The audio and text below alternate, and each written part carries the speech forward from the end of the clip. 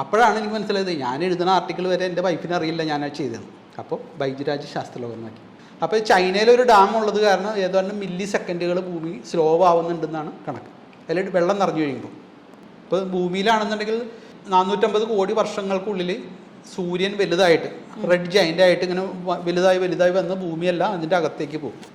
Aliens ഉണ്ടാവാൻ 99.999 അത്രയും chance ഉണ്ട്. ഈ ലോകാവസാനം ഉണ്ടെന്ന് പറയുന്നതിനകത്ത് എന്തെങ്കിലും സത്യം ഉണ്ടോ? ലോകാവസാനം ഉണ്ട്. ലോകം എന്ന് പറയുന്നത് നമുക്കതൊരു നമ്മൾ ഡിഫൈൻ ചെയ്യണം എന്താണ് ലോകം എന്നുള്ളത്. പക്ഷെ 10ൽ 10 ജാതക പൊരുത്തം ഉണ്ടെങ്കിലും ഡിവോഴ്സിലോട്ട് പോകുന്ന എത്രയോ ആൾക്കാരുണ്ട്. രാഹുകാലം ഇങ്ങനെ കുറെ അതൊക്കെ ഇതിനൊക്കെ യോജിക്കുന്നുണ്ടോ? നമുക്ക് കല്യാണം കഴിക്കാന്ന് വെച്ചാൽ ജാതകം അല്ല നോക്കേണ്ടത്, നമ്മുടെ DNA മാച്ചിങ് ആണോ അങ്ങനെയുള്ള കാര്യങ്ങളാണ് ശ്രദ്ധിക്കേണ്ടത്. അക്യുപഞ്ചറും പ്രസവവും ഒക്കെ തമ്മിൽ എന്തെങ്കിലും ബന്ധമുണ്ടോ? റീസെന്റ് ആയിട്ട് വന്ന ഒരു വീഡിയോ ഉണ്ടല്ലോ, കഴുകൻ ഒരു കുട്ടിയെ അവിടെ നിർത്തിയിട്ട് ആ കുട്ടി അതൊരു ഡോള് പോലാണ് എനിക്കും ഫീൽ ചെയ്തത്. എന്ന് വെച്ചാൽ ആ കുട്ടി ഒട്ടും ചലിക്കുന്നില്ല, ഈ സൗണ്ട് ഒക്കെ ഉണ്ടായിട്ടൊരു ഡമ്മി, നമ്മുടെ CBI ഡയറക്ടർ വകുപ്പിലെ ഡമ്മി പോലാണ് ഫീൽ ചെയ്യുന്നത്. അപ്പൊ ഈ കെട്ടിടങ്ങളെല്ലാം കൂടുന്നു, ഷോപ്പിംഗ് മാളുകൾ കൂടുന്നു, വണ്ടികളുടെ എണ്ണം കൂടുന്നു, എല്ലാം കൂടിക്കൂടി വരിക. പക്ഷെ മരങ്ങളുടെ ഇതൊക്കെ കുറഞ്ഞു വരിക. അപ്പൊ ഭൂമിയുടെ ഭാരം കൂടി വരികയാണ്. അങ്ങനെ ഉണ്ടെങ്കിൽ എന്തായിരിക്കും സംഭവിക്കുക? എന്നുവെച്ചാൽ നമ്മൾ നിസ്സാരമായിട്ട് കാണണ്ട, ഏകദേശം 40,000 ടണ്ണാണ് ഒരു വർഷം കൂടുന്നത്. പണ്ട് ദിനോസർ എല്ലാം ചത്തുപോയത് ഇതുപോലുള്ള വലുത് ഏകദേശം 10 കിലോമീറ്റർ വലിപ്പമുള്ള ഈ കല്ല് വന്ന് വീണിട്ടാണ്. ഇവിടെ തുറന്നാലും കാണുന്നൊരു കാര്യമാണ്, അതെനിക്ക് ചിലപ്പോൾ വിഷമം തോന്നാറുണ്ട്, പാല് കുടിച്ചു കഴിഞ്ഞാൽ ക്യാൻസർ വരും എന്നുള്ളത്. ഹായ് ഫ്രണ്ട്സ്, എല്ലാവർക്കും ഷീത എക്സ്പ്ലോറിൻ്റെ മറ്റൊരു എപ്പിസോഡിലേക്ക് സ്വാഗതം. നിങ്ങൾ ഈ വീഡിയോ ഇഷ്ടപ്പെടുകയാണെന്നുണ്ടെങ്കിൽ പ്ലീസ് സബ്സ്ക്രൈബ് ചെയ്യുക, ഷെയർ ചെയ്യുക, ലൈക്ക് ചെയ്യുക, കമൻറ്റ് ചെയ്യുക. ലോകം ഒരുപാട് പുരോഗമിച്ചെങ്കിലും നമ്മുടെ ലോകത്തെല്ലായിടത്തും ഒരുപാട് അന്ധവിശ്വാസങ്ങൾ നിലനിൽക്കുന്നുണ്ട്. അത് ആചാരത്തിൻ്റെ പേരിലാണെങ്കിലും വിശ്വാസങ്ങളുടെ പേരിലാണെങ്കിലും ശരി, നമ്മളെല്ലാവരും അതെല്ലാം വിശ്വസിക്കുകയും ചെയ്യാറുണ്ട്. വിശ്വാസത്തെ ഒരിക്കലും ഞാൻ തെറ്റു പറയല്ല. ഇത് കൂടാതെ തന്നെ ഒരുപാട് വീഡിയോസ് വൈറലാവും, അതിൻ്റെ പുറകിൽ സത്യങ്ങളൊന്നും നമ്മൾ ഒരിക്കലും അന്വേഷിക്കാറില്ല. ഇതിൻ്റെ യഥാർത്ഥ സത്യം എന്താണ്, ശാസ്ത്രീയമായിട്ട് ഇതിനെന്തെങ്കിലും തെളിവുകളുണ്ടോ, ഇതൊക്കെ വളരെ കൃത്യമായി പഠിച്ച് ഓരോ വീഡിയോസും, ഇപ്പം സോഷ്യൽ മീഡിയയിൽ വരുന്ന ഓരോ വീഡിയോസിനെയും കൃത്യമായി പഠിച്ച് അതിൻ്റെ ശാസ്ത്രീയ സത്യം എന്താണെന്ന് നമുക്ക് മനസ്സിലാക്കി തരുന്ന ഒരാളെയാണ് ഇന്ന് ഞാൻ നിങ്ങളെ പരിചയപ്പെടുത്താൻ പോകുന്നത്. അദ്ദേഹത്തിൻ്റെ പേരാണ് ശാസ്ത്രലോകം ബൈജു.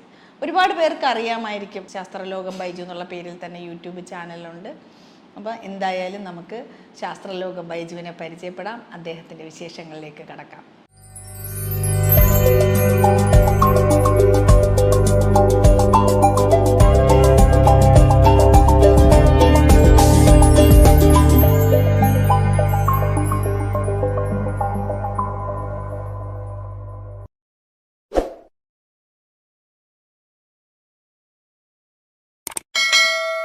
അപ്പൊ എന്നോടൊപ്പം ഉള്ളതാണ് ശാസ്ത്രലോകം ബൈജു അറിയപ്പെടുന്ന വ്യക്തി. അപ്പൊ നമുക്ക് അദ്ദേഹത്തെ ഒന്ന് പരിചയപ്പെടാം. ആദ്യം തന്നെ സ്വാഗതം. നമസ്കാരം. ഗൾഫിൽ ഇപ്പൊ എത്ര വർഷമായിട്ട് വന്നിട്ട്? ഗൾഫിൽ ഞാൻ 25 വർഷമായി. 25 വർഷം കഴിഞ്ഞു, 26ാമത്തെ വർഷം ആകാൻ പോകുന്നു. ഓ, ഫാമിലി എല്ലാം മക്കള് ഹൈസ്കൂളായ സമയത്ത് അവര് നാട്ടിലേക്ക് പോയി. കാരണം പിന്നെ അച്ഛനും അമ്മയും തനിച്ചാണ്. അപ്പൊ അവരെ നോക്കാൻ ആ പേരിലെല്ലാം കൂടി നാട്ടിലേക്ക്. 2 മക്കളാണ്? 2 മക്കള്. ഷാർജയിലായിരുന്നു താമസം. ഫാമിലിയായിട്ട് കല്യാണം കഴിഞ്ഞ ഉടനെ തന്നെ പോകുന്നതാണ്, വൈഫ് ഇങ്ങോട്ട് പോകുന്നതാണ്. കല്യാണം കഴിഞ്ഞ് 10ാമത്തെ ദിവസം ഇങ്ങോട്ട് പോകുന്നതാണ്. അത് കഴിഞ്ഞ് പിള്ളേർ ഹൈസ്കൂളിൽ ആയപ്പോഴാണ് തിരിച്ച് നാട്ടിലേക്ക് പോയത്. ഇവിടെ ഇപ്പൊ എവിടെ വർക്ക് ചെയ്യുന്നത്? ഇവിടെ ഞാൻ Dubai airport free zone authority Dasan. ഇപ്പൊ ഈ ശാസ്ത്രലോകം ബൈജു എന്നുള്ള പേര് എങ്ങനെയാണ് വന്നത്? ശാസ്ത്രലോകം എന്ന് പറയുന്നത് ഒരു ഏകദേശം 10-12 വർഷം മുന്നെയാണ് ഞാൻ ശാസ്ത്രലോകം തുടങ്ങുന്നത്. മാതൃഭൂമി ഓൺലൈനിൻ്റെ ഒരു ഓൺലൈൻ ചാനലുണ്ടായിരുന്നു, ഓൺലൈൻ ഇൻ്റർനെറ്റിൽ. അപ്പോൾ അതിലുള്ള പ്രത്യേകത എന്താണെന്ന് വെച്ചാൽ അവർ സയൻസ് ആർട്ടിക്കിളുകൾ ആഴ്ചയിൽ 2-3 പ്രസിദ്ധീകരിക്കും. നമുക്കതിൽ കമൻറ്റ് ചെയ്യാനുള്ളൊരു ഓപ്ഷൻ ഉണ്ടായിരുന്നു. മനോരമയ്ക്കും ഉണ്ടായിരുന്നു, പക്ഷേ മനോരമയ്ക്ക് ജസ്റ്റ് നമുക്ക് റീഡ് ചെയ്യുക എന്നുള്ളൊരു ഓപ്ഷൻ മാത്രമേ ഉള്ളൂ. ഇതിലതല്ല, നമ്മൾ ഗൂഗിളിലോ അല്ലെന്നുണ്ടെങ്കിൽ ഫേസ്ബുക്കിലോ ലോഗിൻ ചെയ്തിട്ട് ഇട്ട് കഴിഞ്ഞാൽ നമ്മുടെ പേരിൽ നമ്മുടെ ലോഗോയോട് കൂടി കമൻസ് വരും. അപ്പോൾ അങ്ങനെ ചെറുതായിട്ടൊരു കമൻസ് ഒക്കെ ഇടാൻ തുടങ്ങി. ആദ്യം കുറച്ച് ഫണ്ണി കമൻസ് എല്ലാവരും പോലെ ഇടാൻ തുടങ്ങി. പിന്നെ നമ്മുടെ സയൻസ് റിലേറ്റഡ് ഇത് കാരണം തന്നെ നമ്മൾ അതുമായിട്ട് റിലേറ്റ് ചെയ്ത് ചെറിയ ചെറിയ കമൻസ് ഇടാൻ തുടങ്ങി. അപ്പോൾ അത് ആളുകൾ ഇഷ്ടപ്പെടുന്നുണ്ട് എന്ന് മനസ്സിലായി. കാരണം അതിൽ ലൈക്ക് കിട്ടും നമുക്ക്. അപ്പോൾ കൂടുതൽ ലൈക്ക് കിട്ടാൻ വേണ്ടി വലിയ വലിയ കമൻസ് ഇടാൻ തുടങ്ങി. അപ്പോൾ ഓരോ ദിവസവും 3-4 പ്രാവശ്യം റിഫ്രഷ് ചെയ്ത് നോക്കും പുതിയ ആർട്ടിക്കിൾ വന്നിട്ടുണ്ടോ ഇല്ലെന്നുള്ളത്. ഓരോ ആർട്ടിക്കിൾ വന്നു കഴിഞ്ഞാൽ നമ്മൾ അന്ന് തന്നെ കമൻസ് ഇട്ടാൽ മാത്രമേ കൂടുതൽ ആളുകൾ അത് കാണുള്ളൂ. കാരണം ഇത് അഡ്മിന്മാരാണ് നമ്മുടെ ഈ കമന്റ്സ് കണ്ടിട്ട് അവർ ഓക്കെ ആണെങ്കിൽ മാത്രം അപ്രൂവ് ചെയ്താൽ മാത്രമേ ഇതിനകത്ത് വരുള്ളൂ. ഇപ്പോൾ മോശം കമന്റ്സ് ഇട്ട് കഴിഞ്ഞാൽ അവർ അപ്രൂവ് ചെയ്യില്ല. അപ്പോൾ അതിൽ ഇവർ കാണാനായിട്ട് ഈ ആർട്ടിക്കിൾ വന്ന ഉടനെ തന്നെ ഈ മലയാളം ട്രാൻസ്ലേറ്റർ എടുത്തിട്ട് ഇതിന് കമന്റ്സ് ഇടാൻ തുടങ്ങും. അങ്ങനെ കമന്റ്സ് ഈ ആർട്ടിക്കിളിൻ്റെ അത്രയൊക്കെ തന്നെ വലിയ വിശാലമായിട്ടുള്ള കമന്റ്സ് ഒക്കെ ഇടാൻ തുടങ്ങി.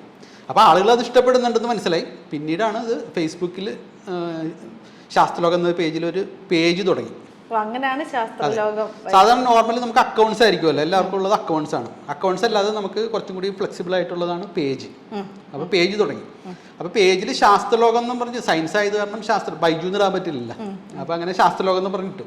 ഈ ശാസ്ത്രലോകത്തിൽ ഇട്ട് എനിക്കൊന്ന് 150 കമന്റ്സ് ഞാൻ ഇട്ടിട്ടുണ്ടാവും, പല സയൻസ് കാര്യങ്ങളൊക്കെ. അപ്പോൾ അന്ന് വാട്സപ്പൊക്കെ തുടങ്ങിയ സമയത്താണ്. അപ്പോൾ ഇത് പല ആളുകളും ഫേസ്ബുക്കിൽ കോപ്പി ചെയ്തൊക്കെ ഇടും. അങ്ങനെ അവരിടും, എൻ്റെ പേരൊന്നും വെക്കാതെ ഇടും. അതേപോലെ തന്നെ ആരോഗ്യം ഇങ്ങനെ കോപ്പി ചെയ്ത് വാട്സപ്പിലിട്ടു. വാട്സപ്പിലിട്ട് ഈ എൻ്റെ വൈഫ് എനിക്ക് ഈ വാട്സപ്പിൽ ഒരു മെസ്സേജ് ആയിട്ട് എൻ്റെ അതേ കണ്ടന്റ് തന്നെ അയച്ചു തന്നു. അപ്പോൾ ഞാൻ പറഞ്ഞത് ഞാൻ എഴുതിയതാണെന്ന് പറഞ്ഞു, എൻ്റെ എന്ന് പറഞ്ഞു. ഓക്കെ, പുള്ളിക്ക് അത് ശ്രദ്ധിച്ചില്ല. പിന്നെ വേറെ ഒരെണ്ണം വന്നു, മാഷും കുട്ടികളും. ഒരു കോൺവെർസേഷൻ പോലെ ഒരു മാഷ് പറയുന്നു, കുട്ടികൾ ആൻസർ പറയുന്നു. അപ്പോൾ ആ രീതിക്കും എനിക്ക് അയച്ചു തന്നു. അപ്പോൾ ഞാൻ പറഞ്ഞു ഇത് ഞാൻ എഴുതിയതാണ്, പക്ഷേ മാഷും കുട്ടികളെന്നല്ല, ഒരു ആർട്ടിക്കിളായിട്ട് എഴുതിയത്. ഇത് ആരോ കൺവെർട്ട് ചെയ്തിട്ട് മാഷ് ചോദിക്കുന്നു, അല്ല മാഷ് ആൻസർ പറയുന്നു, പിള്ളേർ ആൻസർ ചെയ്യുന്നു. അപ്പോൾ ഇത് ഞാൻ എഴുതിയതെന്ന് പറഞ്ഞു. അപ്പോൾ ഞാൻ ഇത് എവിടെ നിന്ന് കിട്ടിയെന്ന്. അപ്പോൾ സ്കൂളിലൊരു കൊളീഗാണ്, പുള്ളിക്കാരത്തിൻ്റെ ഒരു സാറ് അയച്ചു തന്നാന്ന് പറഞ്ഞു. അപ്പോൾ ഞാനിത് അറിയാൻ വേണ്ടി എൻ്റെ ശാസ്ത്രലോകത്തിൻ്റെ പേജിൻ്റെ ലിങ്കിൽ ഈ ആർട്ടിക്കിളിൻ്റെ ലിങ്ക് പുള്ളിക്കാരത്തേക്ക് അയച്ചു കൊടുത്തു.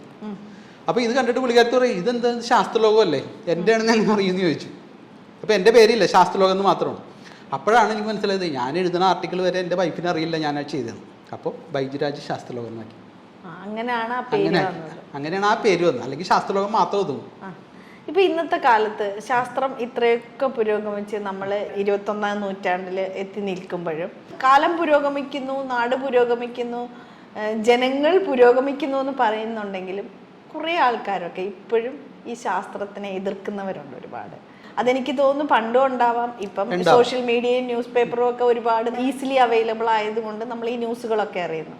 അപ്പൊ അതിനെ കുറിച്ചിട്ട് എന്താണ് ഒരഭിപ്രായം? പിന്നെ ഈ ശാസ്ത്രലോകം ചെയ്യുന്നൊരു വ്യക്തി ആയതുകൊണ്ട് ഞാൻ ചോദിക്കുകയാണ്. അപ്പോൾ സാധാരണ നമ്മൾ മനുഷ്യരെല്ലാവരും പുരോഗതി പ്രാപിച്ചവരാണ് എന്നൊക്കെ പറയുമ്പോഴെല്ലാം നമ്മൾ മോഡേൺ ലുക്കിലൊക്കെയാണ്. പക്ഷേ അവർ മാനസികമായിട്ട് സയൻറ്റിഫിക് ടെമ്പർ എന്ന് പറഞ്ഞൊരു കാര്യമുണ്ട്, അത് പലർക്കും ഇല്ല. ചില ആളുകൾ IAS ഉള്ള ആളുകളായിരിക്കും, പക്ഷേ ശാസ്ത്രത്തിൽ ഈ സയൻറ്റിഫിക് ടെമ്പർ അവർക്ക് കുറവാണ്. നമുക്ക് സ്കൂളിൽ മാർക്ക് കിട്ടാനായിട്ട് പഠിച്ച് കൃത്യമായിട്ട് എഴുതിയാൽ മാത്രം മതി. പക്ഷെ അതുകൊണ്ട് തീർന്നില്ല. സയൻറ്റിഫിക് ടെമ്പർ എന്ന് പറയുന്നത് എന്തുകൊണ്ട് അത് വന്നു, ഇങ്ങനെ വന്നു, എന്താണ് അതിൻ്റെ സയൻസ് ബിഹൈൻഡ് ദാറ്റ്, അങ്ങനെ ചിന്തിക്കുന്ന ആളുകൾ ഇപ്പോഴും എനിക്കറിയാവുന്നിടത്തോളം വളരെ കുറവാണ്. പ്രത്യേകിച്ച് ഞാൻ കേട്ടിട്ടുണ്ട് ഈ സിനിമാ ഫീൽഡിലൊക്കെ ഓരോ കാര്യങ്ങൾ ചെയ്യുമ്പോഴും അവർ ഇതൊക്കെ നോക്കി ഇട്ട് ചെയ്യുന്നുണ്ട്. ആ ഒരു സമയത്താണെങ്കിൽ അത് വിജയിക്കും. അതുപോലെ തന്നെ നമ്മളിപ്പോ കല്യാണം കഴിഞ്ഞിട്ട് വീട്ടിലോട്ട് ഇപ്പൊ 10 ജാതക പൊരുത്തം ഉണ്ടെങ്കിലും ഡിവോഴ്സിലോട്ട് പോകുന്ന എത്രയോ ആൾക്കാരുണ്ട്. രാഹുകാലം ഇങ്ങനെ കുറെ അതൊക്കെ ഇതിനൊക്കെ യോജിക്കുന്നുണ്ടോ? അതാണ് പറയുന്നത് സയന്റിഫിക് ടെമ്പർ ഇല്ലാത്തതിന്റെ കുഴപ്പമാണത്. ഇപ്പൊ ശരിക്കും നമുക്ക് കല്യാണം കഴിക്കാന്ന് വെച്ചാൽ ജാതകം അല്ല നോക്കേണ്ടത്, നമ്മുടെ DNA മാച്ചിങ് ആണോ അങ്ങനെയുള്ള കാര്യങ്ങളാണ് ശ്രദ്ധിക്കേണ്ടത്. അപ്പോൾ ഇത് കുറേശ്ശെ ആയി വരുന്നുണ്ട്. അപ്പോൾ ഇങ്ങനെ ആളുകളെ ഇങ്ങനെ കുറച്ച് ഒരു സയന്റിഫിക് ടെമ്പർ ഉണ്ടാക്കാനുള്ള ഒരു ശ്രമത്തിന്റെ ഭാഗമാണ് ഇതുപോലുള്ള എൻ്റെ പോസ്റ്റുകളല്ല. ഓരോ സബ്ജക്റ്റ് എടുത്തിട്ട് ഇപ്പം ഞാൻ കുറേ വീഡിയോസ് കണ്ടിട്ടുണ്ട്. റീസെന്റ് ആയിട്ട് വന്ന ഒരു വീഡിയോ ഉണ്ടല്ലോ, കഴുകൻ ഒരു കുട്ടിയെ അവിടെ നിർത്തിയിട്ട് ആ കുട്ടി അതൊരു ഡോള് പോലെയാണ് എനിക്കും ഫീൽ ചെയ്തത്. എന്ന് വെച്ചാൽ ആ കുട്ടി ഒട്ടും ചലിക്കുന്നില്ല, ഈ സൗണ്ട് ഒക്കെ ഉണ്ടായിട്ടൊരു ഡമ്മി, നമ്മുടെ CBI ഡയറക്ടർ വകുപ്പിലെ ഡമ്മി പോലാണ് ഫീൽ ചെയ്യുന്നത്. അപ്പൊ അത് പക്ഷേ എത്ര പെട്ടെന്നാണ് ആ വീഡിയോ വൈറലായതും, ആ വീഡിയോ വന്നപ്പോഴത്തേക്ക് സോഷ്യൽ മീഡിയയിൽ ആളുകൾ ഇതുപോലെ അയച്ചു തന്നിരുന്നു. അപ്പൊ സാധാരണ ഒരു 2-3-4 ആളുകളൊക്കെ ഇങ്ങനെ അയച്ചു തരുമ്പോൾ ഡയറക്റ്റ് ആയിട്ട് അവർക്ക് ആൻസർ പറഞ്ഞു കൊടുക്കും. കൂടുതലായി കഴിയുമ്പോൾ നമ്മളത് വീഡിയോ ആയിട്ട് ചെയ്യാന്ന് വിചാരിക്കും.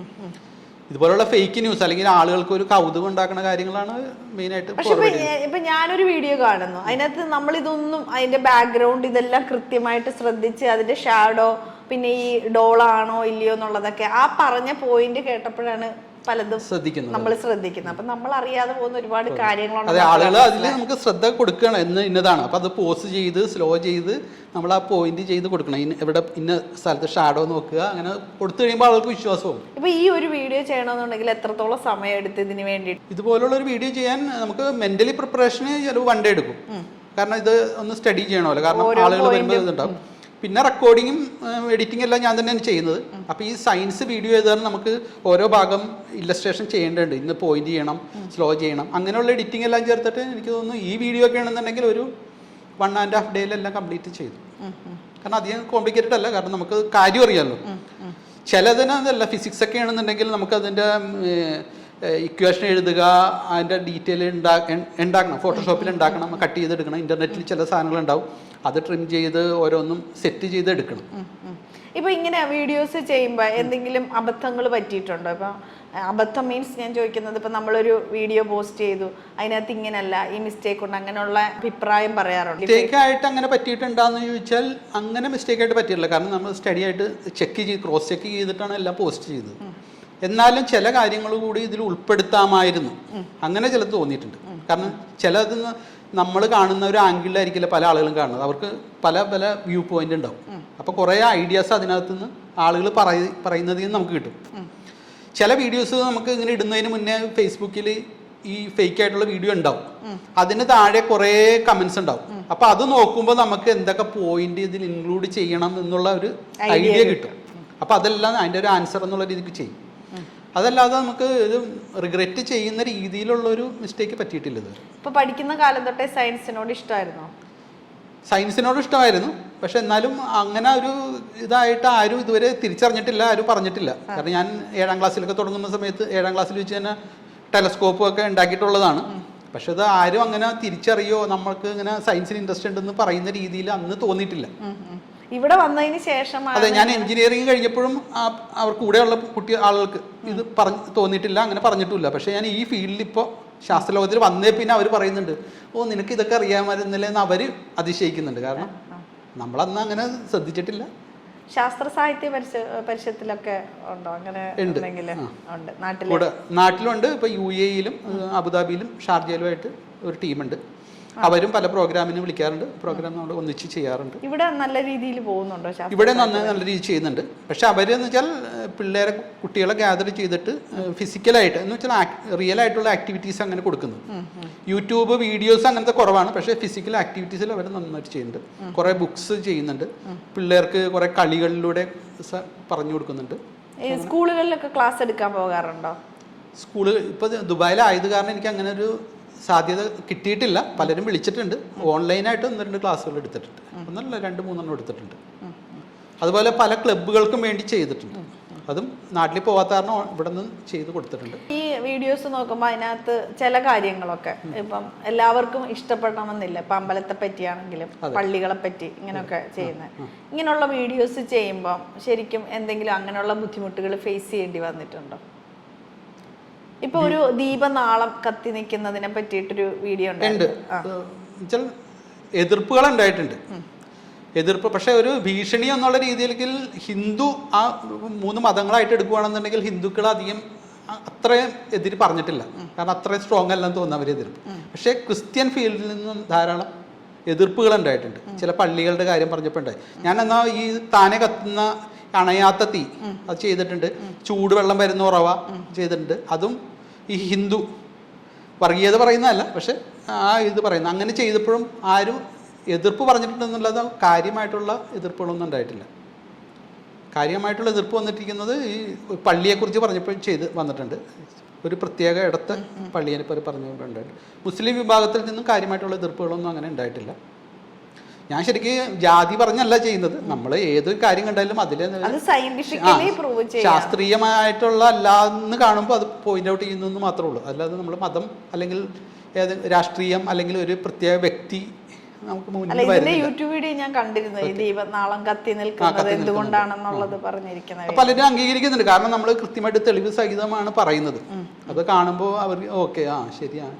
ഇപ്പൊ ഭൂമിയിൽ ഭാരം കൂടി വരികയല്ലേ? അതെന്ന് വെച്ച് കഴിഞ്ഞാൽ ഇപ്പൊ വണ്ടികളുടെ എണ്ണമാണെങ്കിലും അല്ലെങ്കിൽ കെട്ടിടങ്ങൾ, ഇപ്പൊ നമ്മുടെ നാട്ടിൽ പോലും ഇപ്പൊ പോയി കഴിഞ്ഞാൽ ഫുള്ള് പണ്ടൊക്കെ ഈ ഫ്ലൈറ്റ് ഒന്ന് ലാൻഡ് ചെയ്യുമ്പോൾ നമുക്ക് ഇങ്ങനെ അധികം ബിൽഡിംഗ് കാണാൻ പറ്റില്ല. ഇപ്പൊ തിരുവനന്തപുരത്തൊക്കെ ലാൻഡ് ചെയ്യുമ്പോൾ അത്രത്തോളം ബിൽഡിംഗ്, ഒരു സിറ്റിയിൽ നമ്മളൊരു നഗരത്തിൽ ലാൻഡ് ചെയ്യുന്ന നമുക്കിപ്പോൾ ഫീൽ ആവും. മരങ്ങളുടെ എണ്ണം കുറവും ബിൽഡിങ്ങിന്റെ എണ്ണം കൂടുതലായിട്ട് നമുക്കറിയാൻ പറ്റും. അപ്പോൾ ഈ കെട്ടിടങ്ങളെല്ലാം കൂടുന്നു, ഷോപ്പിംഗ് മാളുകൾ കൂടുന്നു, വണ്ടികളുടെ എണ്ണം കൂടുന്നു, എല്ലാം കൂടി വരിക. പക്ഷെ മരങ്ങളുടെ ഇതൊക്കെ കുറഞ്ഞു വരിക. അപ്പൊ ഭൂമിയുടെ ഭാരം കൂടി വരികയാണോ? അങ്ങനെ ഉണ്ടെങ്കിൽ എന്തായിരിക്കും സംഭവിക്കുക? ഇപ്പം നമ്മൾ പുതിയ ജീവികൾ ഉണ്ടാവുന്നുണ്ട്, പുതിയ ബിൽഡിങ്ങുകൾ ഉണ്ടാവുന്നുണ്ട്, ഡാമിൽ വെള്ളം നിറയുന്നുണ്ട്, മഴക്കാലത്ത് വെള്ളം നിറയുന്നുണ്ട്. ഇപ്പം ഇടുക്കി ഡാമിലൊക്കെ ഇപ്പോൾ വെള്ളം നിറഞ്ഞിട്ടുണ്ടാവും. അപ്പോൾ ഇതെല്ലാം സംഭവിക്കുന്നത് നമുക്ക് ഒരു സ്ഥലത്തുള്ള ഭാരം വേറൊരു സ്ഥലത്തേക്ക് വരുന്നു എന്ന് മാത്രമേ ഉണ്ടായിരുന്നു. ഇപ്പോൾ ഡാമിൽ വെള്ളം നിറഞ്ഞാണെന്നുണ്ടെങ്കിൽ മേഘത്തിലുണ്ടായിരുന്ന മേഘത്തിലുണ്ടാകുന്ന വെള്ളം എന്ന് വെച്ചാൽ കടയിൽ നിന്ന് പോയ വെള്ളം മേഘത്തിലൂടെ പോയി ഡാമിൽ വന്നു എന്ന് മാത്രമേ ഉള്ളൂ. അപ്പോൾ ഈ വെയിറ്റ്, ഇവിടെ ഉള്ള വെയിറ്റ് ഇങ്ങനെ വന്നു വേറെ സ്ഥലത്തേക്ക് ഷിഫ്റ്റ് ചെയ്തു എന്ന് മാത്രമേ ഉള്ളൂ. ഇനി പുതിയ ജീവികൾ ഉണ്ടാവുകയാണെന്നുണ്ടെങ്കിൽ പുതിയ ജീവികൾ എങ്ങനെ ഉണ്ടാവുന്നു? നമ്മൾ ആഹാരം കഴിച്ചിട്ട്, നമ്മൾ എത്ര കിലോ ആഹാരം ഒരു ദിവസം കഴിക്കുന്നുണ്ട്.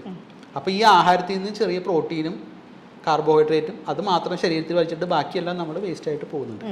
അപ്പോൾ ഇവിടെയുള്ള ഈ സാധനങ്ങൾ കുറഞ്ഞ് ഈ ആഹാരം നമ്മുടെ ശരീരത്തിലേക്ക് വന്നു 1% നമ്മുടെ ബോഡി അബ്സോർബ് ചെയ്ത് ബാക്കിയുള്ള സമയം 99% പോയി. അപ്പോൾ അവിടെയും വെയിറ്റ് കൂടുന്നില്ല. ഇപ്പം അമ്മയുടെ വയറ്റിൽ കുഞ്ഞുണ്ടാവുമ്പോഴും അമ്മ കഴിക്കുന്ന ആഹാരത്തിൻ്റെ അല്ലെങ്കിൽ അമ്മയുടെ ശരീരത്തിൻ്റെ ഒരു ഭാഗമായിരിക്കും കൊച്ച്. അപ്പോഴും ഈ വെയിറ്റ്, ഇവിടെയുള്ള വെയിറ്റ് ഫ്രൂട്ട്സ് ആയാലും സാധനങ്ങളായാലും അതാണ് ഇതായിട്ട് മാറുന്നത്. അപ്പോൾ ഒരു ജീവി ഉണ്ടായാലും ഭാരം കൂടുന്നില്ല, കുറയുന്നും ഇല്ല. ഇപ്പോൾ അവർ മരിച്ചു കഴിയുമ്പോഴാണെന്നുണ്ടെങ്കിലും ഡെഡ് ബോഡി അവിടെ ചിലപ്പോൾ മണ്ണിൽ അലിഞ്ഞില്ലാതാവും, അല്ലെന്നുണ്ടെങ്കിൽ കത്തിച്ച് പോകും. കത്തിക്കഴിയുമ്പോൾ ഈ പുകയായിട്ടും ചാരമായിട്ടും എല്ലിൻ്റെ പൊടിയായിട്ടും എല്ലാം കൺവെർട്ട് ആവുമെന്ന് മാത്രമേ ഉള്ളൂ. ഒരു ഭാരം വേറൊരു സ്ഥലത്തേക്ക് പോകും. ഇപ്പം ഞാൻ നാട്ടിൽ നിന്ന് വന്നപ്പോൾ 75 കിലോ ഉള്ള ഞാൻ എറണാകുളത്ത് നിന്ന് വന്നപ്പോൾ അവിടെ നിന്ന് കുറഞ്ഞു, ദുബായിൽ കൂടി. ഇപ്പോൾ ബിൽഡിങ് പണിയുമ്പോഴായാലും നമ്മൾ ഇഷ്ടിക ആയാലും കല്ലായാലും വേറെ ഇവിടെ നിന്നെങ്കിലും ഒരു കോറിയിൽ നിന്നോ ഇവിടെ നിന്നുള്ള കല്ലെടുത്ത് ഇവിടെ കൊണ്ടുവന്ന് ട്രാൻസ്ഫർ ചെയ്തു. അപ്പം അവിടെ ഉണ്ടായിരുന്ന ഭാരം ഇവിടെ വന്നു എന്ന് മാത്രമേ ഉള്ളൂ. അപ്പം പറഞ്ഞു വരുന്നതാണ്, ഒരു ജീവി പുതിയതായിട്ട് ഉണ്ടായിക്കൊണ്ടോ അല്ലെങ്കിൽ ഒരു ബിൽഡിംഗ് പുതിയതായി ഉണ്ടായത് കാരണമോ ഭൂമിയുടെ ഭാരം കൂടുന്നുമില്ല, കുറയുന്നുമില്ല. പോപ്പുലേഷൻ കൂടുമ്പോഴും ഇത് തന്നെയല്ല, നമ്മൾ കഴിക്കുന്ന ആഹാരമാണ് ഈ ജീവികളായിട്ട് കൺവെർട്ട് ആവുന്നത്, അതിൻ്റെ ഒരു ഭാഗം. ഇനി ഭൂമിയുടെ ഭാരം കൂടുന്നുണ്ടോ എന്ന് ചോദിച്ചാൽ അല്ലെങ്കിൽ കുറയുന്നുണ്ടോയെന്ന് ചോദിച്ചാൽ വ്യത്യാസം വരുന്നുണ്ട്. അത് ഒരു ബിൽഡിംഗ് പണിയുന്നത് കൊണ്ടോ അല്ലെങ്കിൽ ഒരു ജീവി ഉണ്ടായത് കൊണ്ടോ അല്ല. എന്ന് വെച്ചാൽ ഇപ്പൊ പറയുന്നത് ഇത്ര വലിയ കെട്ടിടം കെട്ടുന്നെങ്കിൽ ഈ ഇതിന് വേണ്ടുന്ന എല്ലാ മെറ്റീരിയൽസ് നമ്മുടെ ഭൂമിയിൽ നിന്ന് തന്നെയാണ് കിട്ടുന്നത്. ഒരു കോറിയിൽ ഉണ്ടായിരുന്ന കല്ലാണ് കരിങ്കല്ലായിട്ട് വേറെ സ്ഥലത്ത് വരുന്നത്. ഇവിടെ ഉണ്ടായിരുന്ന കുറെ ഇഷ്ടികകളത്തിന്റെ ചെളിയാണ് ബ്രിക്കായിട്ട് വന്നിട്ട് അവിടെ കൊണ്ടുവരുന്നത്. അപ്പോൾ ഒരു സാധനം ഇവിടെ നിന്ന് അങ്ങോട്ട് ട്രാൻസ്ഫർ ചെയ്യുന്നു എന്നുള്ളത് ശരിയാണ്. അതേ ഉള്ളൂ. അല്ലെങ്കിൽ നമ്മൾ വേറൊരു രാജ്യത്തു നിന്നാണെങ്കിലും അവിടെ നിന്ന് ഇങ്ങോട്ടേക്ക് അത്രേ ഉള്ളൂ. ഇപ്പൊ ഞാൻ ദുബായ് ഒരിക്കലും ഒന്നും കൂടുന്നില്ല കുറയുന്നില്ല. പക്ഷേ ഭൂമിയുടെ ഭാരത്തിൽ വ്യത്യാസം വരുന്നുണ്ട്. അപ്പൊ നമ്മൾ ചില സ്ഥലങ്ങളിൽ കൂടിയിട്ടും ചില സ്ഥലങ്ങളിൽ കുറഞ്ഞു, അങ്ങനെ വരുമോ? ഉണ്ട്, അങ്ങനെ കുറയും. കാരണം ഇപ്പോൾ ചൈനയിൽ ഒരു ഡാം, വലിയൊരു ഡാം ഉണ്ട്, വേൾഡിലെ ഏറ്റവും വലിയ ഡാം. ഈ ഡാം കാരണം ഭൂമിയുടെ റൊട്ടേഷൻ 24 മണിക്കൂർ കറക്കം എന്നുള്ളത് സ്ലോ ആവുന്നുണ്ടെന്നാണ് പറയുന്നത്. കാരണം ഇത്രയും ഹെവി ആയിട്ട്. ഇപ്പം ഞാൻ ഇങ്ങനെ നടന്നു പോകുന്ന സമയത്ത് എൻ്റെ ഈ ഭാഗത്ത് ഒരു 20 കിലോ വെയിറ്റ് വെച്ച് കഴിഞ്ഞാൽ എനിക്കൊരു ചരിവ് വരും, സ്പീഡ് കുറയും. അതേപോലെ തന്നെ ഈ ഉരുണ്ട ഭൂമിയിൽ ഏതെങ്കിലും ഒരു പ്രത്യേക ഭാഗത്ത് ഭാരം കൂടിക്കഴിഞ്ഞാൽ ഭൂമിയുടെ കറക്കത്തിൽ ചെറിയൊരു വ്യത്യാസം ഉണ്ടാവും, ആ സ്മൂത്ത്നെസ് പോകും. അപ്പോൾ ചൈനയിലൊരു ഡാം ഉള്ളത് കാരണം ഏതാണ്ട് മില്ലി സെക്കൻഡുകൾ ഭൂമി സ്ലോ ആവുന്നുണ്ടെന്നാണ് കണക്ക്, അതിൽ വെള്ളം നിറഞ്ഞു കഴിയുമ്പോൾ. പക്ഷേ ഭൂമിയുടെ ഭാരം വ്യത്യാസം വരുന്നുണ്ട്. അതെങ്ങനെയാണെന്ന് വെച്ച് കഴിഞ്ഞാൽ ഇവിടെയുള്ള ജീവികൾ കാരണമോ അല്ലെങ്കിൽ ബിൽഡിംഗ് കാരണമോ അല്ല, സ്പേസിൽ നിന്ന് കുറേ പൊടിപടലങ്ങൾ ഭൂമിയിൽ വീഴുന്നുണ്ട്. നമ്മുടെ ഈ സൂര്യനും ഭൂമിയും ഗ്രഹങ്ങളെല്ലാം ഉണ്ടായിരിക്കുന്നത് ഇതിന് മുന്നേ ഉണ്ടായിരുന്ന ഒരു സ്റ്റാർ പൊട്ടിത്തെറിച്ചതിൻ്റെ പീസുകളാണ്, star dust. We are star dust. അപ്പോൾ ഈ സ്റ്റാർ ഡസ്റ്റ് എവിടെയൊക്കെ കറങ്ങി നടന്നു, ഒരു ചുഴി പോലെ ഉണ്ടായി, ഇതെല്ലാം കൊളാപ്സ് ചെയ്ത് ഒരു ഗ്രാവിറ്റി കാരണം കൂടിയാണ് സൂര്യൻ, ഭൂമി, ചന്ദ്രനും എല്ലാം ഉണ്ടായിരിക്കുന്നത്. ഇപ്പോഴും പക്ഷേ ആ ഡസ്റ്റുകൾ കറങ്ങി നടക്കുന്നുണ്ട്. അപ്പോൾ ഭൂമിയിലേക്ക് നമ്മൾ ചിലപ്പോൾ രാത്രി ചിലപ്പോൾ ശ്രദ്ധിച്ചിട്ടുള്ള ആളുകൾക്കറിയാം, ഒരു ഷൂട്ടിംഗ് സ്റ്റാർ ആയിട്ട് എന്ന് പറഞ്ഞ. അപ്പൊ അതെല്ലാം ചെറിയ കടുക് മണിയുടെ അത്രയോ അല്ലെങ്കിൽ ചെറിയ കല്ലുകളൊക്കെ ആയിരിക്കും. പക്ഷെ അതിങ്ങ് എത്തുമോ? അത് എത്തില്ലെങ്കിൽ കൂടി അത് അവിടെ കത്തി തീരുന്നുണ്ട്. അതിൻ്റെ ഇത് വരും, ചാരം, ആഷ് വരും. ചിലത് ഭൂമിയിൽ വന്ന് വീഴും. ഇനി ആഷാണെങ്കിൽ പോലും നമ്മുടെ ടോട്ടൽ വെയിറ്റിലേക്ക് അത് വന്ന് ചേർന്നു. കുറേ അതിൻ്റെ വെയിറ്റ് ചൂടായിട്ട് പുറത്തേക്ക് പോയി, കുറേ ആഷായി, കുറേ സൗണ്ടായി. അപ്പോൾ അത് ഭൂമിയുടെ ടോട്ടൽ വെയിറ്റിൽ കൂടുകയാണ്. പക്ഷെ ഈ ഇത്തരം ഇതെന്ന് വെച്ചാൽ നമ്മൾ നിസ്സാരമായിട്ട് കാണണ്ട. ഏകദേശം 40,000 ടണ്ണാണ് ഒരു വർഷം കൂടുന്നത്. ഇങ്ങനെ വന്നിട്ട് 40,000 ടൺ.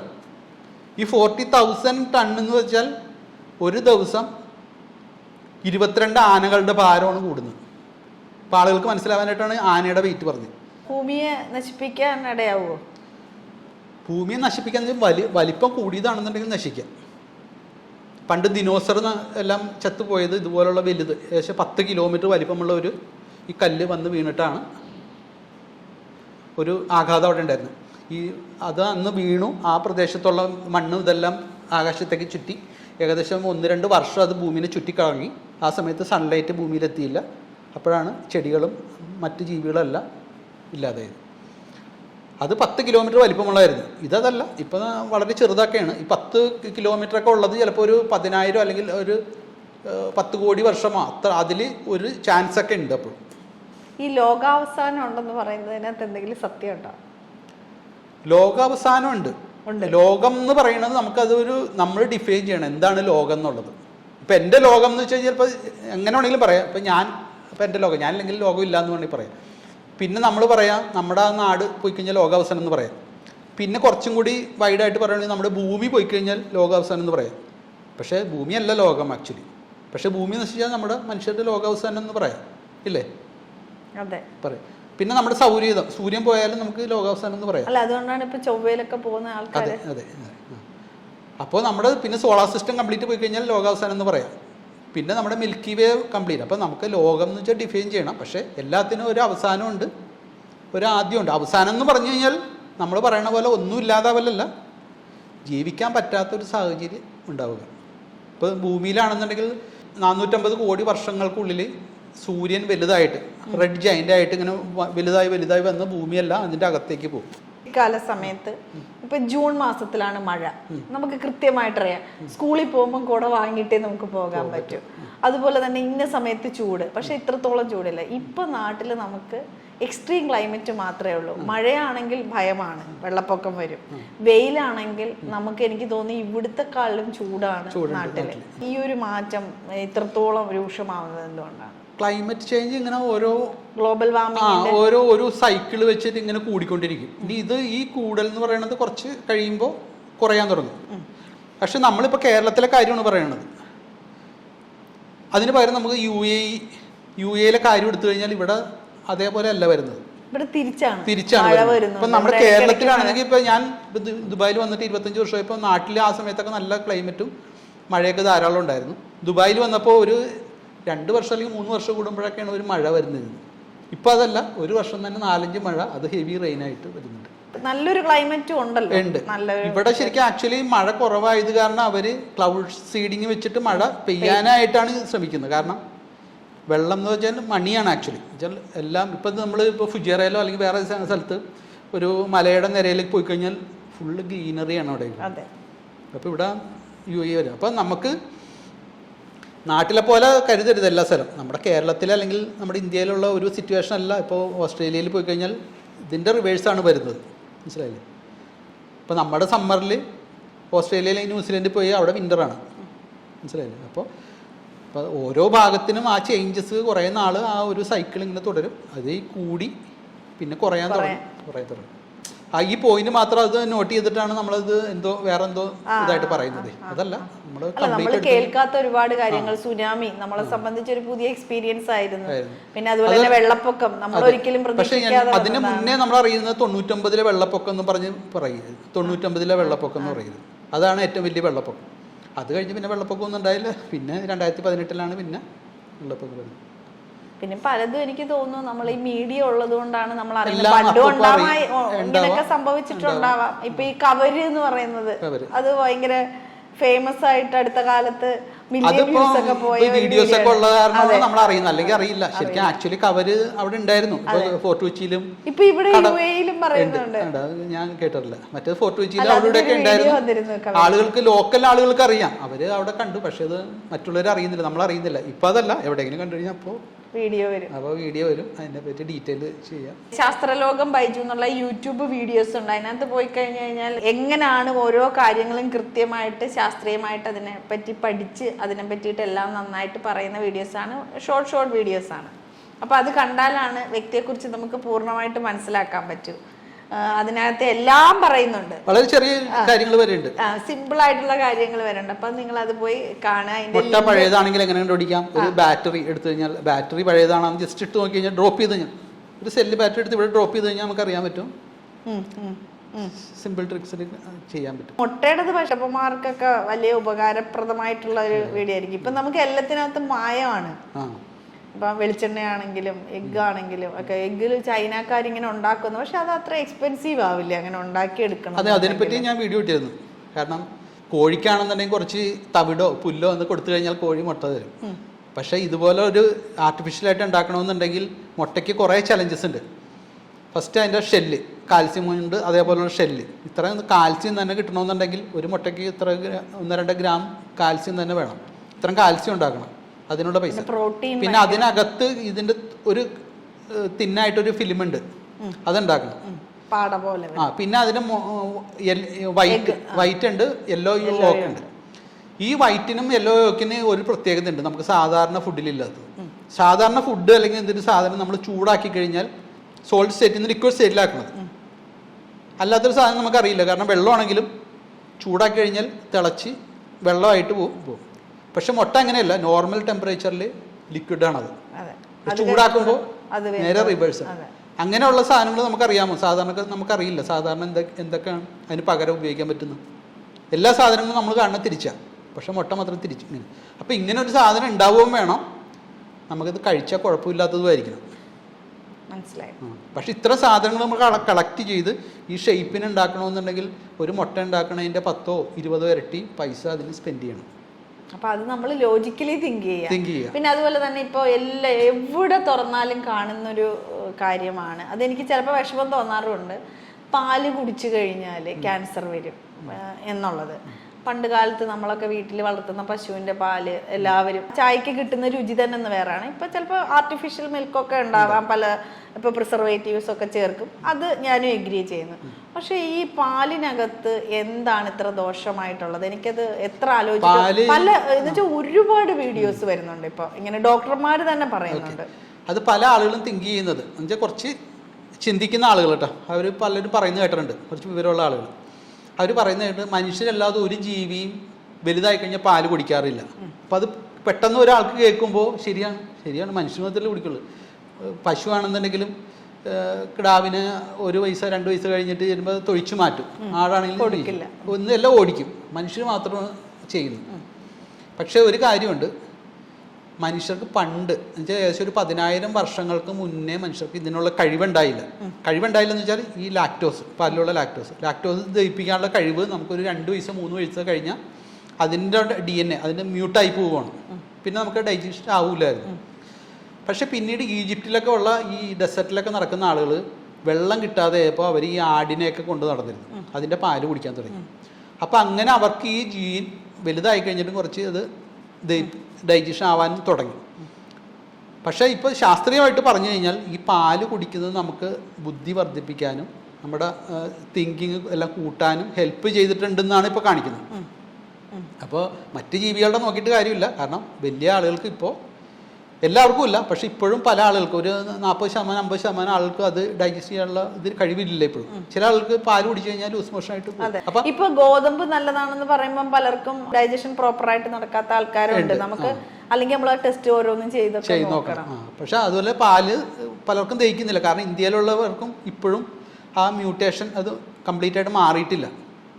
പക്ഷെ പാല് കുടിച്ചാൽ നല്ലതാണ്. എനിക്കാണെങ്കിലും പാല് കുടിച്ചാൽ കുറച്ചൊക്കെ ജലദോഷവും അതും ഇതൊക്കെ വരും, ത്രോട്ട് പെയിനൊക്കെ വരുന്നുണ്ട്. അപ്പം അത്രയും ലാക്ടോസ് ദഹിപ്പിക്കാനുള്ള കഴിവ് എനിക്കില്ല. പക്ഷെ അങ്ങനെ കഴിവുള്ള ആളുകൾ തീർച്ചയായിട്ടും കുടിക്കുക. അതുകൊണ്ട് ദോഷമില്ല. അതിനകത്ത് പാലിൻ്റെ ഒരു സമീകൃത ആഹാരമുണ്ട്, കാൽസ്യം ഉണ്ട്, പ്രോട്ടീൻസ് ഉണ്ട്, വിറ്റാമിൻസ് ഉണ്ട്, എല്ലാം ഉണ്ട്. ശരിക്കും ഏലിയൻസും ഉണ്ടോ? ഏലിയൻസ് നമ്മൾ ഇതുവരെ ശാസ്ത്രീയമായിട്ട് കണ്ടെത്തിയിട്ടില്ല. പക്ഷേ ശാസ്ത്രീയമായിട്ട് പറഞ്ഞു കഴിഞ്ഞാൽ ഏലിയൻസ് ഉണ്ടാവാൻ 99.999 അത്രയും ചാൻസ് ഉണ്ട്.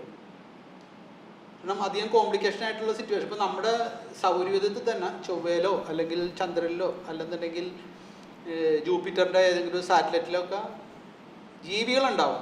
ജീവികളാണ് ഏലിയൻസ് എന്ന് പറയുന്നത്. നമ്മൾ സിനിമയിൽ കാണുന്ന പോലെ കണ്ണ് ഇങ്ങനത്തെ ബൾബായിട്ടിരിക്കുന്ന കണ്ണും അങ്ങനത്തെ ഒരു ജീവിയല്ല. ഏലിയൻസ് എന്ന് വെച്ചാൽ അന്യഗ്രഹ ജീവി, അത്രയേ ഉള്ളൂ. അപ്പോൾ ആ രീതിയിൽ നല്ലൊരു ശതമാനം എല്ലാ സ്റ്റാഴ്സിൻ്റെ കൂടെയും ഏതെങ്കിലും ഗ്രഹത്തിലൊക്കെ ജീവികളുണ്ടാവാം. അതിൽ ചിലപ്പോൾ മനുഷ്യരെക്കാൾ ബുദ്ധി കുറഞ്ഞതുണ്ടാവാം, കൂടിയതുണ്ടാവാം, വളരെ പുരോഗമിച്ചവരുണ്ടാവാം. പക്ഷെ നമുക്ക് ഇതുവരെ അങ്ങനെ അതിൻ്റെ ഒരു ഇത് കിട്ടിയിട്ടില്ല. നമ്മൾ അതിന് വേണ്ടി പല തലകുത്തി മറിഞ്ഞ് എല്ലാവരും ചെയ്യുന്നുണ്ട്, പല മെസ്സേജ് അയക്കുന്നുണ്ട്, പല കാര്യങ്ങൾ ചെയ്യുന്നുണ്ട്. സേറ്റി എന്ന് പറഞ്ഞൊരു ഗ്രൂപ്പ് തന്നെയുണ്ട്, search for extra terrestrial intelligence എന്ന് പറഞ്ഞിട്ട്. അപ്പോൾ അതിന് കുറേ നാൾ മുന്നേ അവർ ഒരു സംഘടനയൊക്കെ ഉണ്ടാക്കിയിട്ട് അവരതിൻ്റെ ലിങ്ക് തരും. കാരണം അവരുടെ കമ്പ്യൂട്ടറിന് ഇത് പ്രോസസ്സ് ചെയ്യാൻ പറ്റില്ല. അപ്പോൾ നമ്മുടെ കമ്പ്യൂട്ടറിൽ നമ്മൾ അതിൽ അംഗമാണെന്നുണ്ടെങ്കിൽ നമ്മുടെ കമ്പ്യൂട്ടർ വരെ രാത്രിയൊക്കെ യൂസ് ചെയ്തിട്ട് അത് പ്രോസസ്സ് ചെയ്യാം. നമ്മൾ കുറേ ഡേറ്റാസ് ഉണ്ടാവും. അപ്പോൾ അതിന് നാസ ആയാലും മറ്റ് സംഘടനകളെ സെർച്ച് ചെയ്തുകൊണ്ടിരിക്കുന്നുണ്ട്. കാരണം നമുക്ക് ഒരു ഇത് വേണമല്ലോ, കാരണം നമുക്കൊരു അന്യഗ്രഹ ജീവി ഉണ്ടോ ഇല്ല എന്നുള്ളത് കുറേ 2040 എന്തായാലും ഉണ്ടെങ്കിൽ കണ്ടെത്തും എന്നൊക്കെയാണ് പറയുന്നത്. പക്ഷേ നമുക്ക് വെയിറ്റ് ചെയ്യാം, ഉണ്ടാവണം, എന്തായാലും തീർച്ചയായിട്ടും. കാരണം നമുക്ക് കണ്ടുപിടിക്കാവുന്ന ദൂരത്തിനേക്കാൾ അപ്പുറമാണത് പല കാര്യങ്ങൾ. ഇപ്പോൾ നമ്മുടെ ഏറ്റവും അടുത്ത സ്റ്റാർ, ഇപ്പോൾ നമ്മുടെ സണ്ണിന് തൊട്ടടുത്ത സ്റ്റാർ എന്ന് പറയുമ്പോൾ തന്നെ 3.25 പ്രകാശവർഷം അകലെയാണ്. ഒരു സെക്കൻഡിൽ പ്രകാശം സഞ്ചരിക്കുന്നത് 3 ലക്ഷം കിലോമീറ്ററാണ്. ഇത്ര സ്പീഡിൽ സഞ്ചരിച്ചിട്ടും 3.25 വർഷം പിടിക്കും ആ സ്റ്റാറിൽ എത്താനായിട്ട്. അപ്പോൾ അവിടെ നമ്മൾ ഒരു അന്യഗ്രഹ ജീവി ഉണ്ടെന്ന് കണ്ടുപിടിച്ചാൽ പോലും മനുഷ്യർക്ക് പോകണമെന്നുണ്ടെങ്കിൽ 10,50,000 1,00,000 വർഷം പിടിക്കും നമുക്ക് ഇപ്പോൾ അവൈലബിൾ ആയിട്ടുള്ള ഏറ്റവും സ്പീഡിൽ പോയാൽ. പക്ഷെ അത്യാവശ്യം നമുക്ക് ഉണ്ടോ ഇല്ലെന്നെങ്കിലും അറിയണം. അതിനുള്ള ശ്രമങ്ങൾ തുടരുന്നുണ്ട്. ശാസ്ത്രം ഇത്രയും ഇതിലൊക്കെ നിൽക്കുകയാണ്. ഇപ്പോൾ പല സ്ഥലങ്ങളിലും ഇപ്പോൾ സർജറി ചെയ്യാൻ വേണ്ടിയിട്ട് നമ്മളെ നാട്ടിൽ റോബോട്ടിക്സിനെയൊക്കെ യൂസ് ചെയ്ത് തുടങ്ങി. പിന്നെ ഇതുകൂടാതെ തന്നെ ഇനിയിപ്പോൾ വരുന്ന യുദ്ധങ്ങളിലൊക്കെ ആണെങ്കിലും അവർ യൂസ് ചെയ്യുമെന്ന് പറയുന്നുണ്ട്. ഇപ്പോൾ എയർപോർട്ടിൽ വന്നു, റെസ്റ്റോറൻറ്റിൽ വരുന്നുണ്ട്. ഇത് ശരിക്കും പറഞ്ഞാൽ നമുക്ക് നല്ലതാണോ ദോഷമാണോ? ഇപ്പം എൻ്റെ ചെറുപ്പകാലം മുതൽ എല്ലാവർക്കും മനസ്സിലാവുന്ന രീതിയിൽ പറഞ്ഞാൽ നമ്മളൊരു വാഷിംഗ് മെഷീനോ മിക്സിയോ വന്നപ്പോൾ അന്ന് വിചാരിച്ചില്ല മടിയന്മാരാക്കില്ലേ എന്ന് വിചാരിച്ചു. അപ്പോൾ നമ്മളുടെ ഈ ജോലി പലതും ഇപ്പോൾ ഉള്ള ഈ റോബോട്ടിക്സ് വന്നു കഴിഞ്ഞാൽ പല ജോലി നഷ്ടപ്പെടും. പക്ഷെ നമ്മൾ ഈ ഇപ്പോൾ ഉള്ള ജോലിയിൽ നിന്ന് ആ ഇതിലേക്ക് സ്വിച്ച് ചെയ്യണം. എപ്പോഴും നല്ലത് തന്നെയാണ്. കാരണം പിന്നെ എന്ത് വരുമ്പോഴും അതിൻ്റെ ഡ്രോബാക്സ് ചിലത് കുറച്ചുണ്ടാവും. പക്ഷെ ഇപ്പോൾ നമ്മളെത്ര കംഫർട്ടബിളായിട്ട് ജീവിക്കുന്നു. ഇപ്പോൾ എൻ്റെയൊക്കെ ചെറുപ്പത്തിലാണെന്നുണ്ടെങ്കിൽ നമ്മൾ ചെരുപ്പൊന്നും ഇല്ലാതെയാണ് പുറത്ത് നടന്നിരുന്നത്. ഇപ്പോൾ അതല്ല, കുഞ്ഞു പിള്ളേർ ജനിച്ചു കഴിഞ്ഞാൽ അതുങ്ങളെ പഞ്ചിയിൽ പൊതിഞ്ഞ് സൂക്ഷിക്കുന്നൊക്കെ അല്ലേ. അപ്പോൾ പഴയ ആളുകൾ കണ്ടു കഴിഞ്ഞാൽ എന്താ ഇങ്ങനെയൊക്കെ ചോദിക്കും. പക്ഷെ ഇപ്പോൾ അതല്ല, അത്രയും ലക്ഷറി നല്ല നീറ്റായിട്ട് ക്ലീൻ ആയിട്ടാണ് നമ്മൾ ജീവിക്കുന്നത്. ഇപ്പം കാലം വളരെയധികം പുരോഗമിച്ചെങ്കിൽ പണ്ട് കാലത്തൊക്കെ ഇപ്പം പ്രസവമൊക്കെ വീടുകളിൽ പ്രസവം എടുക്കുന്ന വയറ്റാട്ടി അങ്ങനെയൊക്കെ കേട്ടിട്ടുണ്ടാവുമല്ലോ, അങ്ങനെയൊക്കെ ഉണ്ടായിരുന്നു. ഇപ്പം ഈ അടുത്ത കാലത്തായിട്ട് ഒരു ഫേസ്ബുക്ക് പേജിലൊരു പോസ്റ്റ് വന്നത്, ഒരു പെൺകുട്ടി വീട്ടിൽ അത് സുഖമായിട്ട് പ്രസവിച്ചു, അക്യുപഞ്ചറുകാരാണ് അതിനെ പറ്റിയിട്ട് പറഞ്ഞത്. ഈ അക്യുപഞ്ചറും പ്രസവമൊക്കെ തമ്മിൽ എന്തെങ്കിലും ബന്ധമുണ്ടോ? ഒരു പ്രസവം സാധാരണഗതിയിൽ ഇപ്പം എൻ്റെ അറിവിൽ ഒരു സുഖപ്രസവം എന്നുള്ളൊരു പ്രസവം ഉണ്ടോ എന്ന് എനിക്കറിയില്ല. സുഖപ്രസവമാണെങ്കിൽ നമ്മൾ പെയിൻ തന്നെയാണ്, അതിനകത്ത് റിസ്ക് ഫാക്ടറുണ്ട്, നമുക്കെപ്പോൾ ഒരു ബ്ലീഡിങ്ങോ എന്ത് വേണമെങ്കിലും ഉണ്ടാവാം. അങ്ങനെയൊക്കെയുള്ള സംഭവങ്ങൾ നമ്മൾ ഒരുപാട് കേൾക്കുന്നതാണ്. ഇനിയും നമ്മൾ ആ കാലത്തിലോട്ട് തിരിച്ചു പോകുന്നവരോട് എന്താ പറയാനുള്ളത്? ഈ അക്യൂപഞ്ചറും പ്രസവമായിട്ട് കണക്ട് ചെയ്ത് എങ്ങനെയെന്ന് എനിക്ക് അതിശയം തോന്നുന്നു. കാരണം നോർമലി പ്രസവമായിട്ട് ബന്ധപ്പെട്ട് ഞാൻ അക്യൂപഞ്ചർ കേൾക്കാറില്ല. മറ്റ് ചികിത്സയൊക്കെ ആയിട്ടാണ് അക്യൂപഞ്ചർ. അതുമല്ല, അക്യൂപഞ്ചർ കുറേ 10-20-30 വർഷം മുന്നേ ഒന്ന് കൂടുതലായിട്ട് കേരളത്തിൽ വന്നിരുന്നു. പക്ഷെ പിന്നീട് അതിനെപ്പറ്റി കേൾക്കാറില്ല. എനിക്ക് തോന്നുന്നു വീണ്ടും ഇപ്പോഴാണ് അക്യൂപഞ്ചർ വന്നു തുടങ്ങിയെന്ന് തോന്നുന്നു. അപ്പോൾ ഇതൊരു ബിസിനസ്സിൻ്റെ ഭാഗമായിട്ടായിരിക്കണം ഇങ്ങനെ ഈ അക്യൂപഞ്ചറും പ്രസവമായിട്ട് കണക്ട് ചെയ്തിരിക്കുന്നത്. അക്യൂപഞ്ചർ സാധാരണ മറ്റ് ചികിത്സകൾക്കൊക്കെയാണ് ഉപയോഗിക്കാറുള്ളത്. എന്നാലും ഈ പ്രസവമായിട്ട് ബന്ധപ്പെട്ട് എന്തുകൊണ്ടാണ് ഈ അക്യൂപഞ്ചർ ആളുകൾ തിരഞ്ഞെടുക്കുന്നതെന്ന് എനിക്കറിയില്ല. കാരണം ഇപ്പോൾ വളരെ ചീപ്പായിട്ട് പല ഹോസ്പിറ്റലുകളും ഫ്രീ ആയിട്ട്, അതല്ല തന്നെ 10,000-15,000 15,000 മാത്രം ചിലവാക്കിയിട്ട് സുഖമായിട്ട് എല്ലാ ഫെസിലിറ്റികളും കിട്ടി നമുക്ക് പ്രസവിക്കാനുള്ള ഒരു സൗകര്യമുണ്ട്. പിന്നെ എന്തുകൊണ്ടാണ് ആളുകൾ ഈ അക്യുപഞ്ചറിന് പോകുന്നതെന്ന് എനിക്ക് അതിശയം തോന്നുന്നുണ്ട്. എന്തായാലും ഇത് മോശമായിട്ടുള്ളൊരു പ്രവണതയാണ്. കാരണം അറിയാമല്ലോ, കാരണം വളരെ ഈസി ആയിട്ട് ചെയ്യാവുന്ന കാര്യങ്ങളാണിത്. നമ്മുടെ കേരളത്തിലാണെങ്കിൽ പ്രത്യേകിച്ച് ഈ മെഡിക്കൽ ഫീൽഡിൽ എല്ലാ ഫെസിലിറ്റി അവൈലബിൾ ആണ്. പിന്നീട് വീണ്ടും അക്യുപഞ്ചറിൻ്റെ പുറകെ പോയിട്ട് കാര്യമില്ല. അക്യുപഞ്ചറിൽ പക്ഷേ പോയാൽ പോലും ആകെ ചെയ്യാൻ പറ്റുന്നത് കുറച്ച് വേദന ചിലപ്പോൾ കുറയ്ക്കാൻ പറ്റുമായിരിക്കും. പക്ഷേ പ്രസവമായിട്ട് ബന്ധപ്പെട്ട് അല്ലാതെ ഇപ്പോൾ ഈ ക്യാൻസർ പോലുള്ള അസുഖങ്ങളൊക്കെ പ്രിവെന്റ് ചെയ്യാനോ അങ്ങനെയൊക്കെ നല്ലതാണെന്നൊക്കെ ഇങ്ങനെ ഞാൻ ഒരുപാട് കേൾക്കാറുണ്ട്. ഇപ്പോൾ അക്യുപഞ്ചർ എന്ന് കേൾക്കുമ്പോൾ ഇപ്പോഴൊക്കെ നമ്മൾ അതിലേക്ക് പോകുന്നവരോട് നമുക്ക് എന്താ പറയാൻ പറ്റുക? ഞാൻ പറഞ്ഞല്ലോ, തീർച്ചയായിട്ടും അത് മോശമായിട്ട് എനിക്ക് തോന്നുന്നു. കാരണം ഈ അക്യുപഞ്ചറും ക്യാൻസറുമായിട്ട് ഒരിക്കലും നമുക്ക് ബന്ധപ്പെടുത്താൻ സാധിക്കില്ല. കാരണം ക്യാൻസർ ചികിത്സ എന്ന് വെച്ചാൽ ടോട്ടലി ഡിഫറെൻ്റ് ആണ്. അക്യുപഞ്ചറിൽ ആകെ മാക്സിമം ചെയ്യാൻ പറ്റുന്നത് വേദന ചിലപ്പോൾ കുറയ്ക്കാൻ പറ്റും ഏതെങ്കിലും കാര്യത്തിൽ. അതിന് പല മാർഗ്ഗങ്ങളും ഇപ്പോൾ ഉണ്ട്. കാരണം ഹിപ്നോട്ടിസ് ചെയ്തിട്ട് ഉപയോഗിക്കാം, അല്ലെന്നുണ്ടെങ്കിൽ സാധാരണ മരുന്നുകൾ മയക്കുമരുന്നുകളായിട്ട് ഉപയോഗിക്കാം, അല്ലെന്നുണ്ടെങ്കിൽ ഹോസ്പിറ്റലിൽ തന്നെ പല കാര്യങ്ങളും ചെയ്യുന്നുണ്ട്. ഈ അക്യുപഞ്ചർ ഇതുമായിട്ട് എന്തുകൊണ്ട് കണക്ട് ചെയ്യുന്നു എന്നുള്ള കാര്യങ്ങൾ ഇപ്പോഴും ഒരു അതിശയമായിട്ട് എനിക്ക് തോന്നുന്നു. കാരണം ഇന്ന് ഈ കാലത്ത് പോലും ഇങ്ങനത്തെ ഒരു ആളുകൾ ഉണ്ടോ ഇല്ല എന്നുള്ളതാണ് എനിക്കൊരു ഡൗട്ട്. കാരണം ഇത് എന്തുകൊണ്ടാണെങ്കിലും ഇങ്ങനെയുള്ള ആളുകളെ തീർച്ചയായിട്ടും നമ്മൾ ഈ അറിയാവുന്ന ആളുകൾ തീർച്ചയായിട്ടും തടയേണ്ടതാണ്. കാരണം അതിന്റെ പേരിലൊന്നും ഒരു സ്ത്രീ പോലും മരിക്കാൻ പാടില്ല. പ്രസവം എപ്പോഴും ഹോസ്പിറ്റലാണ് നല്ലത്. ഇനിയൊക്കെ തിരിച്ചറിഞ്ഞില്ല എന്നുണ്ടെങ്കിൽ അത് വിട്ടിത്തരന്നേ പറയാം. എന്തുകൊണ്ടാണ് ആളുകൾ ഇപ്പോഴും ഈ അക്യുപഞ്ചർ തിരഞ്ഞെടുക്കാന്ന് എനിക്ക് സത്യമായിട്ട് ഒരു കോമഡി ആയിട്ടാണ് തോന്നുന്നത്. കാരണം ഇപ്പൊ നമ്മൾ കുറെ കാര്യങ്ങൾ ഡിസ്കസ് ചെയ്തു. ഒരു റിക്വസ്റ്റ് ആണ് ഇതിനെ പറ്റിയിട്ട് ശാസ്ത്രലോകം ബൈജു യൂട്യൂബ് ചാനലിലൂടെ കുറച്ചെങ്കിലും ഒരു അവയർനെസ് ആയിട്ട് ഒരു വീഡിയോ ചെയ്യണം. ഇനിയുള്ള തലമുറയ്ക്ക് കൊടുക്കാനുള്ള ഒരു അഡ്വൈസ് എന്താണ്? ഇപ്പോൾ ഉള്ള തലമുറ ന്യൂജൻ, എൻ്റെ മക്കൾ ആ വിഭാഗം എന്ന് വെച്ചാൽ എനിക്ക് തോന്നുന്നു നമ്മളെ പോലെയല്ല. അവർ കുറെ കൂടി സയന്റിഫിക് തിങ്കിങ് ആണ്, കുറെ കൂടി പ്രാക്ടിക്കലാണ്. അവരെ നമ്മൾ ഉപദേശിച്ചിട്ട് വഴി തെറ്റിക്കാതിരുന്നാൽ മാത്രം മതി. കാരണം അവർ ഇപ്പം നേരെയുള്ള ചാനലിലാണ് ഇപ്പോൾ അവർ പോയിക്കൊണ്ടിരിക്കുന്നത്. കാരണം അവർ കുറെ കൂടി പ്രാക്ടിക്കലാണ്. ഇപ്പോൾ പുതിയ ഇൻഫർമേഷൻ ഉണ്ട്. എൻ്റെ മക്കളാണെങ്കിലൊക്കെ എല്ലാവരും അതെ, എൻ്റെ മക്കൾ മാത്രമല്ല ഇപ്പോഴത്തെ പുതിയ തലമുറ തന്നെയാണ്. അവർ നല്ല ചിന്തിക്കുന്ന കുട്ടികളാണ്. പിന്നെ എന്താണെന്ന് വെച്ചാൽ അവർക്ക് നമുക്ക് വേണ്ട സപ്പോർട്ടുകൾ കൊടുക്കുക, പഠിക്കാനുള്ള അവസരങ്ങൾ കൊടുക്കുക, നമ്മളുടെ മോശം ചിന്തകളും മതപരവും രാഷ്ട്രീയപരവും മറ്റു കാര്യങ്ങൾ ചീത്ത ഇതുപോലുള്ള കാര്യങ്ങൾ അവരിൽ ഇഞ്ചെക്റ്റ് ചെയ്യാതിരിക്കുക. ചെറിയ കുട്ടികളാണെങ്കിലും വളർന്നു വരുന്ന കുട്ടികളെ അവരുടെ ഇഷ്ടത്തിന് വിടുക. ഒരു പൗരനായിട്ട് സ്കൂളിൽ പഠിപ്പിക്കുന്നതും അതുപോലെ സയൻറ്റിഫിക് ആയിട്ടുള്ള കാര്യങ്ങളും പഠിപ്പിക്കുക. നമ്മളുടെ ചിന്ത അവരിലേക്ക് കുത്തിവെക്കാതിരുന്നാൽ മാത്രം മതി. അവർ നല്ല കുട്ടികളായിട്ട് വളരും. അതാണ് എൻ്റെ ഒരു എക്സ്പീരിയൻസ്. അപ്പോൾ ഇതൊക്കെയാണ് ശാസ്ത്രലോകം ബൈജു. ഇപ്പം നിങ്ങൾ കേട്ടല്ലോ, അദ്ദേഹത്തിൻ്റെ ചാനലിൽ കയറി കഴിഞ്ഞാൽ നമുക്ക് വളരെ ഇൻട്രസ്റ്റിംഗ് ആയിട്ടുള്ള കുറേ വീഡിയോസ് കാണാൻ പറ്റും. സാധാരണക്കാർക്ക് മനസ്സിലാവുന്ന രീതിയിൽ വളരെ ഷോർട്ടായിട്ടാണ് കാര്യങ്ങൾ പറഞ്ഞിരിക്കുന്നത്. രസമാണ് അത് കണ്ടിരിക്കാൻ. ഇപ്പം പലർക്ക് ബുദ്ധിമുട്ടുണ്ടാക്കുന്ന ചില വീഡിയോസും ഉണ്ടാവും. ഇപ്പം ഞാൻ പറഞ്ഞല്ലോ അമ്പലത്തിൻ്റെത്, പള്ളിയുടെ, അങ്ങനെയൊക്കെ കുറച്ച് വീഡിയോസും ഉണ്ട്. പക്ഷേ എന്നാലും നമ്മൾ ഭയങ്കരമായിട്ട് തിങ്ക് ചെയ്യാൻ പറ്റും. ഞാൻ പറഞ്ഞല്ലോ ഒരു കുട്ടിയെ പരുന്ത് പൊക്കിക്കൊണ്ട് പോകുന്ന ഒരു വീഡിയോ വൈറലായതിനെ പറ്റിയിട്ട്. അപ്പോൾ അതൊക്കെ കാണുമ്പോൾ അപ്പോഴാണ് ഞാനും ആലോചിച്ചത് ഇങ്ങനെയൊക്കെ ഇതിനകത്തൊരു വശങ്ങൾ ഉണ്ടായിരുന്നല്ലോ എന്ന് ചിന്തിക്കുന്നത് അപ്പോഴാണ്. അപ്പം നമുക്ക് കുറച്ചുകൂടി നമ്മളെ ബ്രെയിനൊക്കെ വർക്ക് ചെയ്യും. നമ്മുടെയൊക്കെ പ്രായം ഇത്രയല്ലേ. അപ്പോൾ അതൊരു എനിക്ക് തോന്നുന്നത് നല്ലതാണ് അങ്ങനെയുള്ള വീഡിയോസ് കാണുന്നത്. അപ്പം നിങ്ങൾ എന്തായാലും കണ്ടു നോക്കുക. അദ്ദേഹത്തിൻ്റെ ചാനലിനെ പറ്റിയിട്ടുള്ള ഇതെല്ലാം നമ്മൾ നമ്മുടെ ഡിസ്ക്രിപ്ഷൻ ബോക്സിൽ കൊടുക്കുന്നതായിരിക്കും. എന്തായാലും ഇന്നത്തെ ഈ വീഡിയോ നിങ്ങൾക്ക് എല്ലാവർക്കും ഇഷ്ടപ്പെട്ടെന്ന് വിചാരിക്കുന്നു. അടുത്ത നല്ലൊരു വീഡിയോ ആയിട്ട് ഞാൻ നിങ്ങളുടെ മുന്നിലേക്ക് വരുന്നതായിരിക്കും. എല്ലാവരും സന്തോഷത്തോടെ ഇരിക്കുക. Bye bye.